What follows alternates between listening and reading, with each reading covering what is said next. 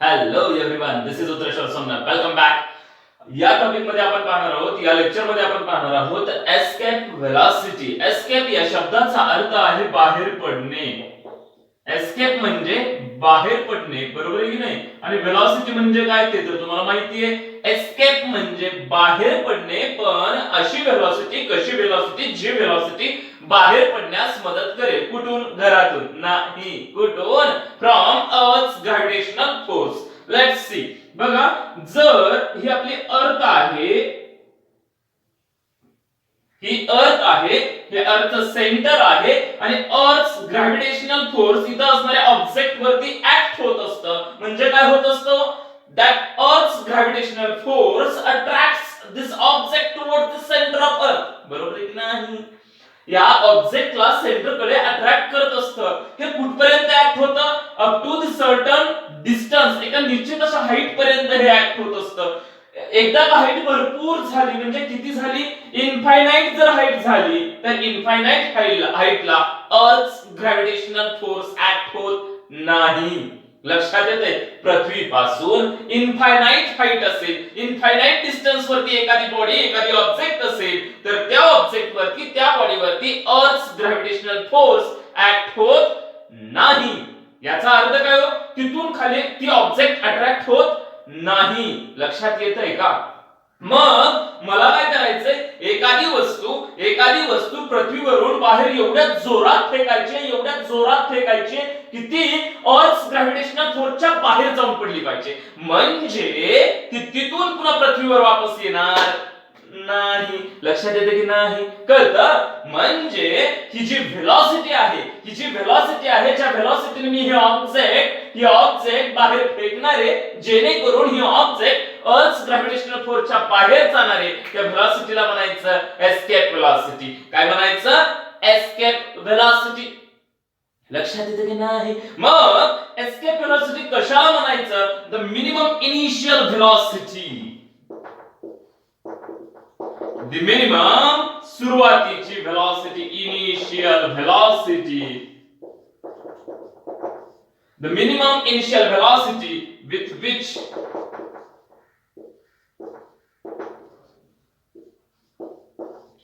body should be projected from earth.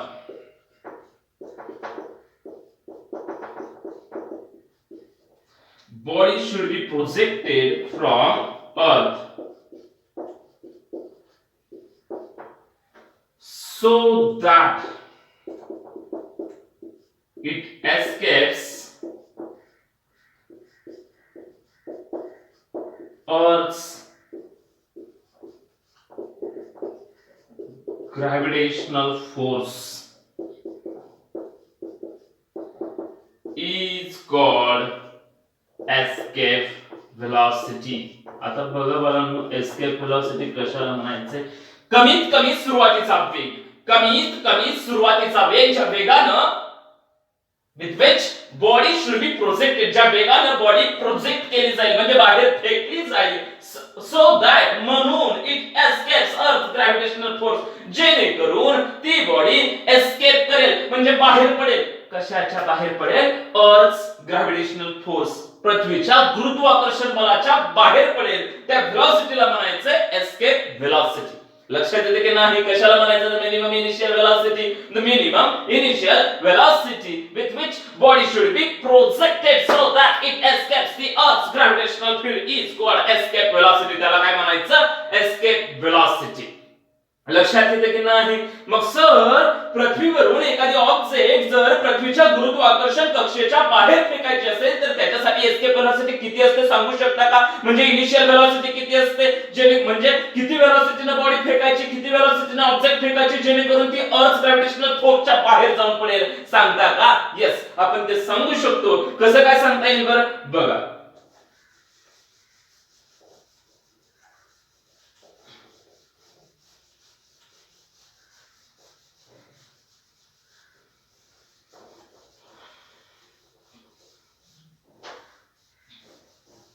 आपण याच्यासाठी equation derive करूया.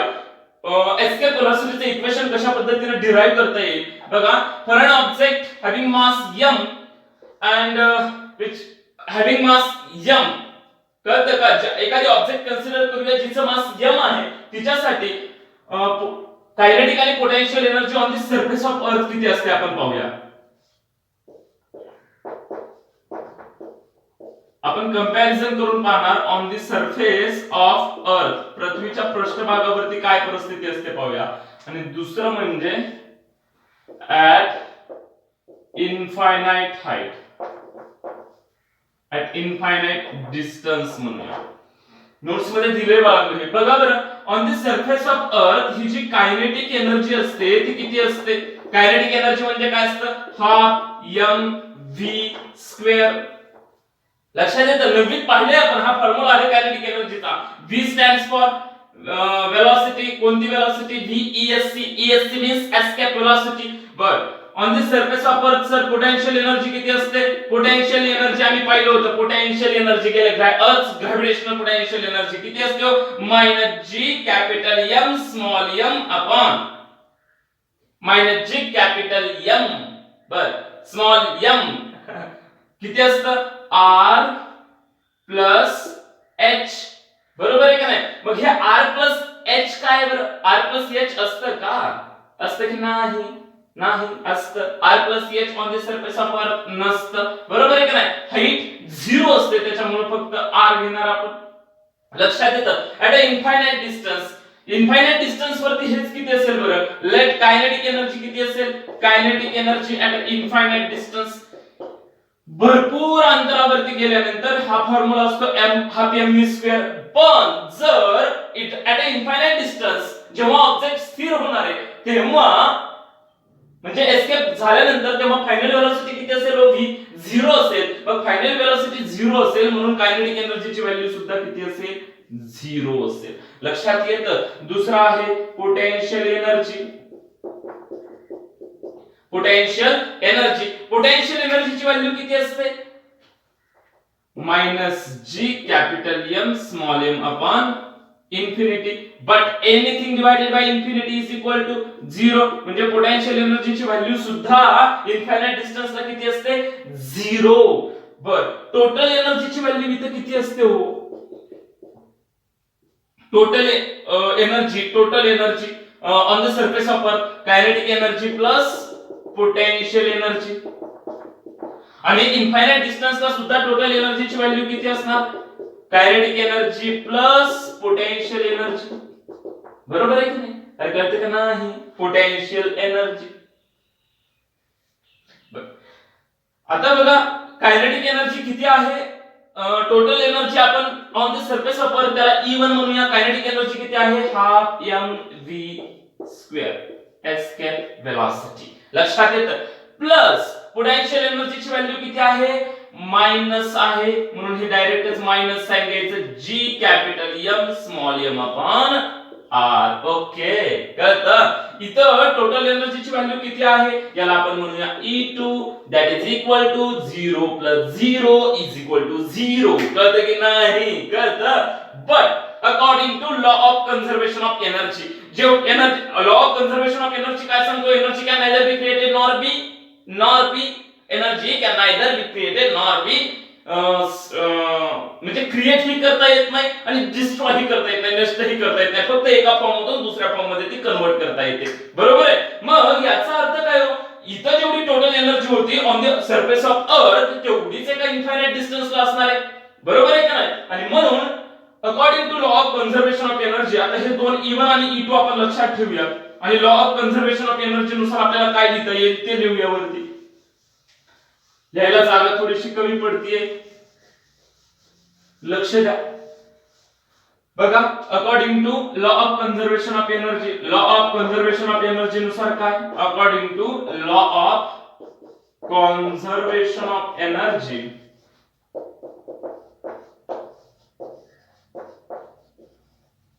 According to law of conservation of energy काय सांगतो हा लॉ?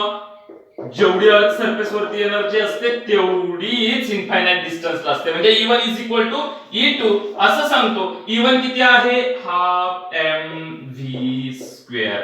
v म्हणजे escape velocity minus capital G capital M small m upon r.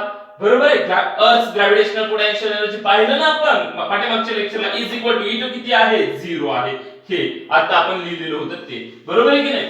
मग याच्यावरून आमच्या लक्षात काय आलं इक्वल टू ला इक्वल टू साइन तसंच हे हाफ mv स्क्वेअर आपण याच बाजूला ठेवणार हे त्या बाजूला कॅपिटल साइन चेंज होईल capital G capital M small m upon r बरोबर आहे. हे m आणि ते m काय होईल कॅन्सल होईल. लक्षात येतं का जर एका बाजूला घेतलं तर m divided by m cancel होऊन जाईल. बरं दुसरं काय होऊ शकतं आणखी हे जर 2 त्या बाजूला शिफ्ट केलं तर काय दिसेल बरं आम्हाला असं दिसेल VESC bracket square is equal to हे 2 त्या बाजूला घेतलं 2 capital G capital M upon R. लक्षात येतं की नाही. आता हे काय झालं v square is equal to escape व्हेलॉसिटीचा स्क्वेअर पण VESC जर घेतलं तर काय हे square root 2 capital G capital M upon R हे असं येईल बरोबर हेच असं होईल. कळतं का नाही.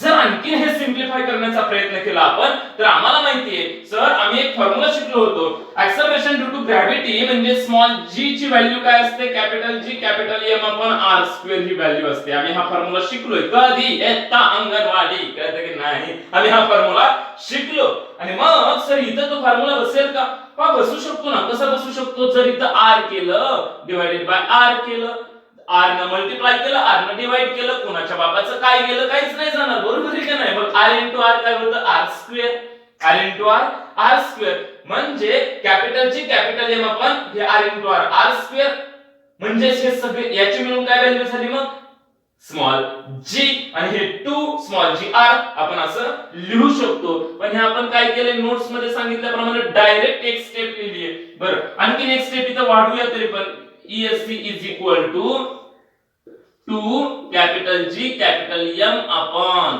हे R म्हणजे into R divided by into R जर केलं तर इनटू R काय होईल हे R स्क्वेअर बरोबर आहे. मग एवढ्याची व्हॅल्यू काय येईल capital G capital M upon R square काय असतं तर हेच पुन्हा आपण इथे लिहू काय असतं 2 ला 2 तसंच capital G capital M upon R square small g into R. ही काय आहे दिस इज द एस्केप व्हेलॉसिटी. ही आहे एस्केप व्हेलॉसिटी. कळतं की नाही. एस्केप व्हेलॉसिटी मग किती आहे इथे लिहूयात आपण ते एस्केप व्हेलॉसिटी किती असते पहा. एस्केप व्हेलॉसिटी किती असते पहा v escape velocity is equal to किती आहे 2 इंटू g ची व्हॅल्यू किती असते 9.8 इंटू R किती आहे R म्हणजे रेडियस ऑफ अर्थ किती आहे 6.4 into 10⁻⁶ किलोमीटर 10⁻⁶ मीटर आणि जर हे कॅल्क्युलेशन केलं संपूर्ण तर याचा आन्सर येतं 11.2 kilometre per second. This is the escape velocity of earth.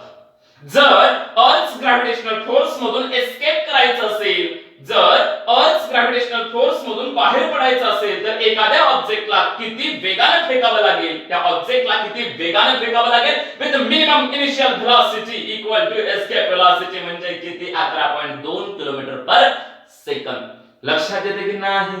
कळतं तुम्हाला ना पुस्तकामध्ये शेवटी दिलंय बघा कॅपिटल G आणि capital M divided by capital R याच्यावरूनही आपण ते कॅल्क्युलेट करू शकतो. याच्यावरून हाही फॉर्म्युला लक्षात ठेवून हाही फायनल फॉर्म्युला लक्षात ठेवून आपण ते कॅल्क्युलेट करू शकतो. तुम्हाला ना एक क्वेश्चन आहे derive the expression for calculating the escape velocity on the earth असं आहे. तुम्हाला हेच डिराइव्ह करण्यासाठी हेच सगळं लिहायचंय. नोट्स मध्ये पण आपण दिले प्लस एक शेवटी नोटबुक स्टेट बोर्डच्या बुक मध्ये एक क्वेश्चन आहे बघा जर अर्थ ग्रॅव्हिटेशनल कॉन्स्टंटची व्हॅल्यू अमुक एवढी असेल तुम्हाला माहिती आहे 6.67 into 10⁻11 न्यूटन मीटर स्क्वेअर पर किलोग्राम स्क्वेअर आहे किंवा मास ऑफ मून मास दिलं मूनचं आणि रेडियस दिली मूनची तर तुम्ही मून साठी सुद्धा एस्केप व्हेलॉसिटी कॅल्क्युलेट करू शकता. लक्षात येते की नाही. तुम्ही ते बुक मधलं बघायचं आणि एकदा नोटबुक मध्ये ते कॅल्क्युलेशन लिहायचं कॅल्क्युलेट करायचं. I think this is the last theoretical lecture of this chapter. I will conduct one more lecture in which I will conduct the problems regarding numericals regarding this chapter. या चॅप्टरशी regarding काही numericals तुम्हाला एक idea देईल मी की numericals या चॅप्टरचे कसे सोडवायचे, आणि त्याच्यानंतर तुम्हाला आपल्या ऍप्लिकेशन मध्ये, आपल्या क्लासच्या मोबाईल ऍप्लिकेशन मध्ये मी ना सॅम्पल प्रॉब्लेम सोडवण्यासाठी देईल. ते प्रॉब्लेम्स तुम्ही सोडवायचे आणि मला तुमचे डाऊट्स जर असतील तर ते डाऊट्स विचारायचे. थँक्यू.